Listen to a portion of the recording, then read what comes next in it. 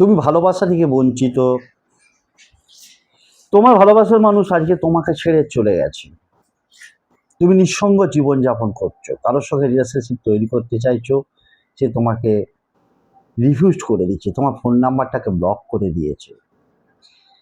এই যে ক্রিয়াটা বলছি, এই ক্রিয়াটা করবার ফলে সে তোমার প্রেমে পাগল হয়ে তোমার কাছে ছুটে আসবে। কি করবে? যে কোনো দিন স্নান করে একটা সাদা কাগজ নেবে, ব্লু, নীল অথবা সবুজ, গ্রিন কালির পেন নেবে, মার্কার পেন, স্ক্রিনে দেখাচ্ছে দেখো, এই সিম্বলটা আঁকবে, একে গোল করে ঘুরিয়ে দেবে।